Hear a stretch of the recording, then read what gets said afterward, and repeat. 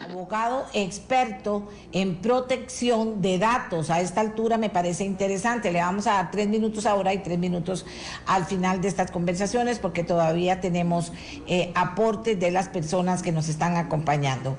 Gracias, Mauricio, por acompañarnos. A esta altura, ¿qué vale aportar? Porque a la final estamos hablando de los datos de todos los costarricenses.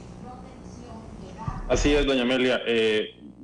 Yo creo que el presidente invirtió más de la mitad del tiempo de sus primeros 30 minutos en hacer un juego de palabras que repitió a lo largo de toda su comparecencia, que me parece a mí que a quienes hemos estado interesados en este asunto, pues nos pareció un recurso bastante pobre, ¿no? Comenzó a hablar del uso de datos y comenzó a dar ejemplos de lo que se hace en Canadá, lo que se hace en el Reino Unido, cuando nadie está hablando del uso de datos. Se está hablando del uso de datos personales y me parece a mí que también lo que llegó fue a ensayar su defensa penal, sobre todo a indicar que actuó en todo momento de buena fe, que actuó además en beneficio de la colectividad del país. Es decir, me parece que es clarísimo que lo que está queriendo es deslindarse del requisito que tiene el artículo 196 del Código Penal, que establece que el delito se comete cuando se hace en beneficio propio de un tercero. Entonces me parece que era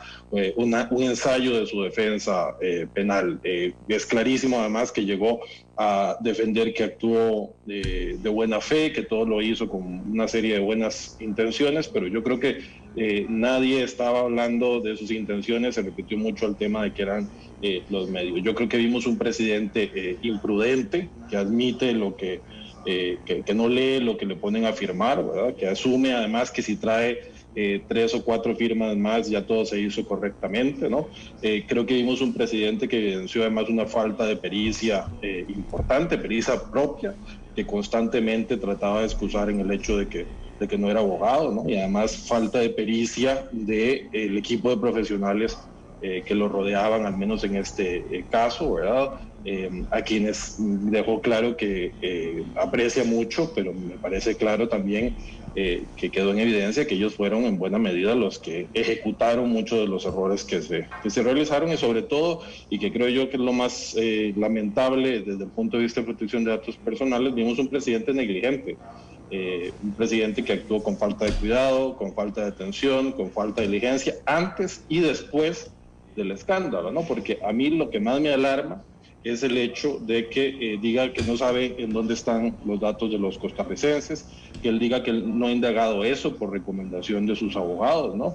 Dice que asume que está en la fiscalía de las instituciones, tampoco dice si sabe que los convenios están vigentes. Entonces, es decir, su defensa penal, la recomendación de sus abogados, parece que es más importante que sus deberes constitucionales y que el interés que cualquier mandatario debería de tener respecto del uso de los datos personales de los costarricenses cuando se ha acreditado el mal uso, ¿no? Yo creo que a este punto, salvo que creamos que la Fiscalía, la Defensoría de los Habitantes, la Asamblea Legislativa, la Procuraduría General de la República, creo yo que un porcentaje mayoritario de la prensa, de los ciudadanos, de los expertos, del Colegio de Abogados, salvo que todos estos estén equivocados en un asunto muy técnico referente a la constitucionalidad y la legalidad, yo creo que solamente el presidente de la República y algunos de los diputados del PAC consideran que no estamos frente a una ilegalidad e inconstitucionalidad flagrante, ¿no? Pero el presidente parece que,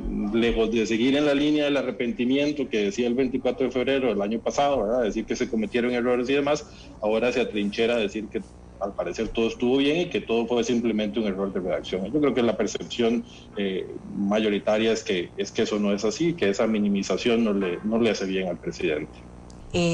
Bueno, usted es abogado también. Qué importante conocer esto que yo le quiero preguntar a don Edward, pero también qué importante que la gente tenga claro que son etapas. Esta comisión investigativa tuvo una responsabilidad. Al final esto se pone en algo que dicen juicio político, y hay gente que dice no es un juicio político, y otros que dicen sí es un juicio político. Finalmente, ¿qué es un juicio político? Y también ¿qué cree usted de lo que pueda terminar aportando a lo que nos interesa a todos? ¿Quiénes ¿Qué fue? ¿Dónde está? ¿Hay delito? ¿No hay delito? ¿Dónde están nuestros datos? Por Dios. O sea, esto no es un circo en que haya diputados que no se preparen y pregunten, que le da uno pena, que otros se preparen mucho y que a la larga no pase nada más. ¿Cómo lo ve usted esa parte? Porque usted está muy interesado en el tema de datos. ¿Qué va a pasar con esos datos nuestros que en algún lugar están, que salieron y que no sé si a la larga la Fiscalía nos va a poder terminar contando en concreto qué pasó?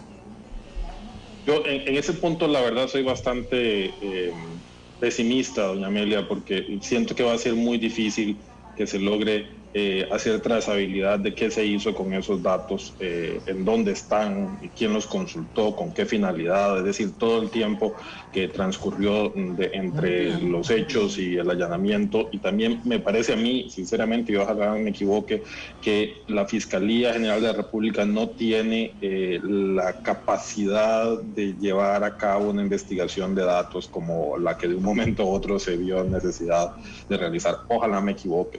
Creo yo, como le decía antes, hay un tecnicismo en el artículo 196 bis del Código Penal que establece que para que se cometa el delito es necesario que se actúe en beneficio propio de un tercero. Y eso creo yo que va a ser el reto principal, acreditar que el presidente actúa en beneficio propio o de un tercero. Yo sinceramente creo que al menos por ese delito va a ser muy difícil que el presidente de la República termine siendo condenado en un país en donde además la mayoría de los casos, sobre todo de esta... Van a la sala tercera. La Fiscalía... Van a la sala, pero la Fiscalía los termina perdiendo, ¿verdad? Bueno, los pierde la Fiscalía, después llegan a la sala tercera. Yo no sé si al final de cuentas puede ser que de la investigación que me parece que ha conducido la comisión investigadora de la Asamblea Legislativa puedan salir otros temas, ¿verdad? Se habla de un tema de prevaricato que me parece que puede tener alguna lógica si se logra comprobar. Pueden haber otros delitos que no sean directamente asociados con la protección de datos personales. A mí me parece, o sea, yo lo que vi ayer fue a la diputada Silvia Hernández haciendo un trabajo de hormiga muy importante, es decir, la diputada llegó no a buscar el titular, sino a sacar temas para el informe que tiene que elaborar la comisión, ¿verdad? Yo creo que la mejor intervención, o sea, si alguien quiere tener un muy buen resumen del caso y la mejor parte de la intervención del presidente fue el interrogatorio de don José María Villalta. A mí me pareció que iba exactamente en la línea de lo que era importante allí desde el punto de vista de las responsabilidades que son, digamos, competencia de la Asamblea Legislativa. Sinceramente creo yo que lo mejor que podría suceder a futuro es que pase algo similar a lo que pasó en Estados Unidos en los 70 con el caso Watergate. Por medio de lo que pasó en Costa Rica, el presidente Nixon renunció en los 70s, pero a partir del caso Watergate, los Estados Unidos se dio cuenta de la necesidad de dictar legislación en esta materia, en temas relacionados con privacidad, y de ahí nació el Privacy Act, que es, digamos, la primera norma que tuvo Estados Unidos sobre esta materia en 1974. Yo lo que quisiera es que estos hechos, si lamentablemente no va a haber posibilidad de tener responsabilidades penales o administrativas, porque PRODAV sigue metido debajo de una piedra, yo quisiera que por lo menos lo que salga de acá es la necesidad imperiosa de reformar la ley de protección de datos de forma integral y adicionalmente de aprobar ojalá el proyecto 22.064 para incluir la protección de datos como derecho autónomo en la Constitución y que tengamos más herramientas para combatir este tipo de casos. Es decir, la mera norma no nos libra del mal uso del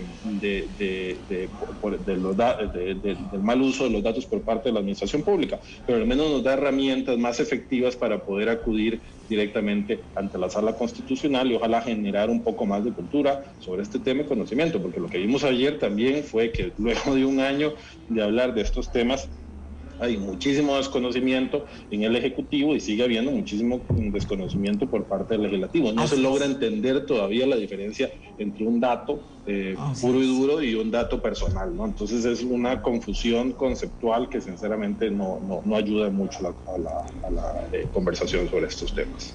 Excelente, Mauricio, como siempre.